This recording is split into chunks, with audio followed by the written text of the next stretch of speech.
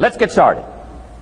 I want to review, I was here last time and we talked about the 5 major pieces to the life puzzle.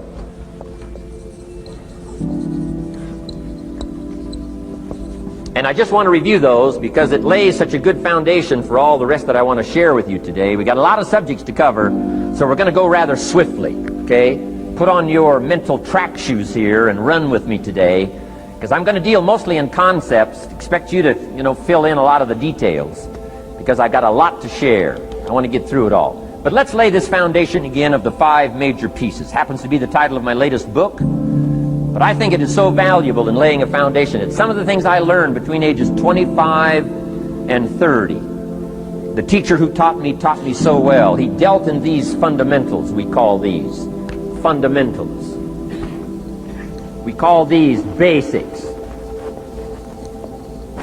Basics for sports, fundamentals for sports, fundamentals for your business, fundamentals for the way you deal with your family, a few simple things. Few basic things that if you practice every day can make all the difference in the world, how it works out.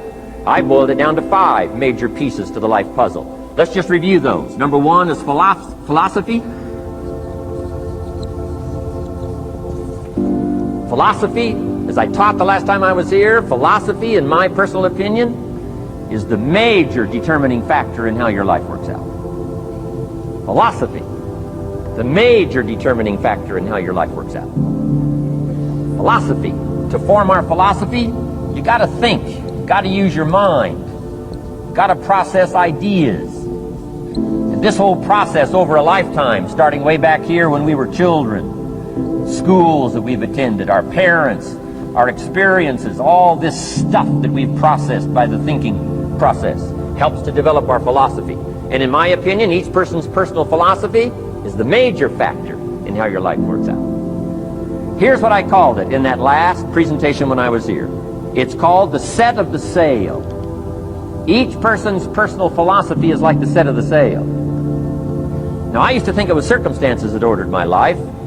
If someone would have asked me at age 25, Mr. Rohn, how come you're not doing well? Pennies in your pocket, creditors calling, nothing in the bank, behind on your promises to your family, you live in America, 25 years old, got a beautiful family, every reason to do well, and things are not going that well for you. What is wrong here? It would not have occurred to me to blame my philosophy. I mean, it would not have occurred to me. Saying, well, I got this lousy philosophy, and that's how come I got pennies in my pocket and nothing in the bank, things aren't working well. That would not have occurred to me. I found it much easier to blame the government.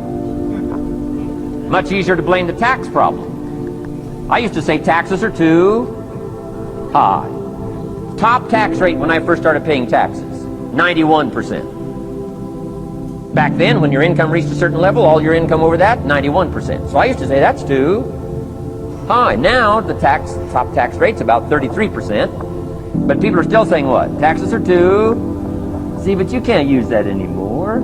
If it's gone from 91 to 33, how could it be too high? Come on. I threw all that old excuse stuff away. Some people found it, though, and they're using it these days. My old list. I used to blame the traffic, the weather, used to blame circumstances, right? People say I'm too tall, I'm too short, I'm too old, I was raised in obscurity, raised on a farm, parents of modest means, all the stuff. If you were to ask me, how come you find yourself here, Mr. Rohn, age 25, living in America, land of abundance and opportunity, pennies, zero in the bank, not doing well, creditors calling, it would not have occurred to me to blame my philosophy. I found it easier to blame the company policy. I used to say, if this is all they pay, how do they expect you to do well?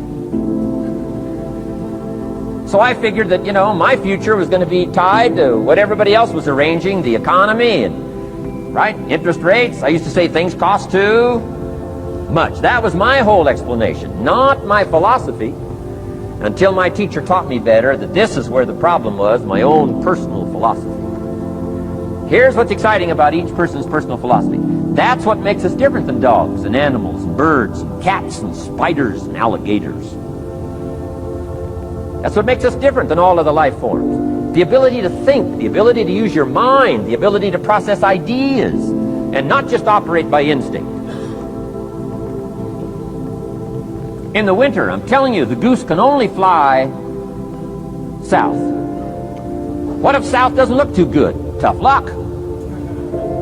It can only fly south. But see, human beings are not like a goose, can only fly south.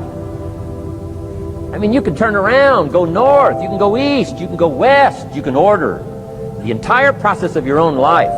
And we do that by the way we think. We do that by exercising our mind. We do that by processing ideas and come up with a better philosophy, a better strategy for our life, goals for the future, okay? Plans to achieve those goals. All this comes from developing our philosophy. Philosophy helps us to process what's available. Well, when we get here, we got seed, and we got soil, and we got some rain, and we've got some what? Sunshine, and we've got some seasons, and what? The miracle of life. Now, the key is, what do you do with all this stuff? How do you turn all this stuff that's available here into equity and promise and lifestyle and dreams and future possibilities? All of this that's possible now with human beings, how do you take all this stuff and turn it into this equities and values? Well, it starts with philosophy. What is the seed? What is the soil? What is the sunshine? What is the rain? Is it possible to take some of each of all the stuff that's available and turn it into food and turn it into value and turn it into nourishment, turn it into something spectacular and unique that no other life form can do? And the answer is yes. But you cannot deal with all this stuff and what to do with it unless you start refining your philosophy. Think, use your mind, come up with ideas, and strengthen your philosophy.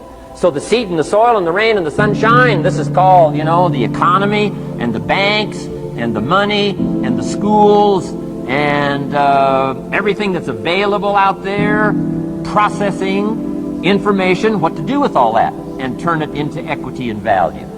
That is the major challenge of life, my personal opinion. So each person's personal philosophy now is going to determine what you're going to do with seed and soil and sunshine and rain and miracle, the change of seasons. That's it. My personal opinion. Each person's personal philosophy is like the set of the sail. That's what this seminar is for today. Help you to trim a better sail. You don't need a better economy. You don't need better seed and soil. In fact, when it comes to seed and soil and rain and sunshine and seasons and the miracle of life, that's all you got. Now, what if you blame this stuff? Then you're blaming all you got. If you blame the economy, and you blame the schools, and you blame the teachers, and you blame the sermons and the preachers, and you blame, the marketplace, and you blame the company and company policy, what else is there? When some people get through with their blame list, there isn't nothing else. That's all there is. And if you blame the only thing you've got to work with, I'm telling you, it's called mistake colossal. In not understanding that that's all you've got to work with. And if this is all you've got to work with, then you don't change the seed, and you don't change the soil, and you don't change the rain, and you don't change the sunshine, you don't change the seasons. Right? Guy says, I'll take 3 springs, 4 summers, 9 falls, no winters. No! You can't fool with this stuff. You got to take it like it comes. Then what do you change to make your life work well? You got to start with your philosophy. Guess what I had to do at age 25 in order to change my own future? I had to change my mind. I had to change my thinking. I had to change my philosophy. I was messed up on what was causing my problem. And once I got that straightened out, that all the stuff I blamed, the government and taxes, and the marketplace and the economy, and things cost too much, negative relatives, cynical neighbors, once I got rid of that and started going for where the real problem was, which was me, I'm telling you, my life exploded into change. My bank account changed immediately. My income changed immediately. My whole life took on a whole new look and color immediately. And the early results I got from making these philosophical changes tasted so good, I've never stopped the process from that day until this.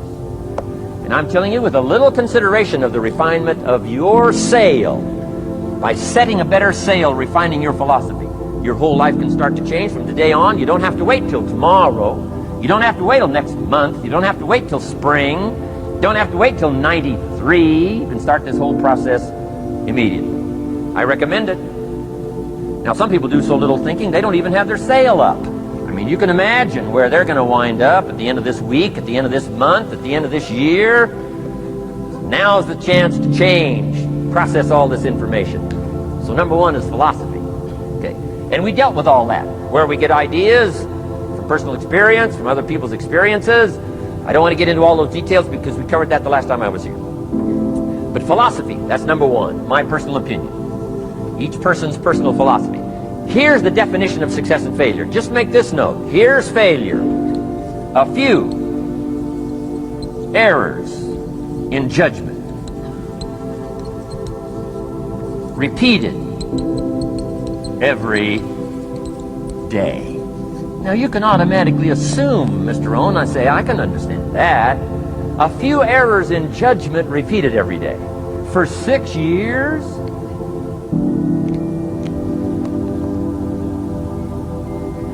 I'm with my father. I think I told this story the last time I was here. My father, 88 years old, he's never been ill, still hasn't retired.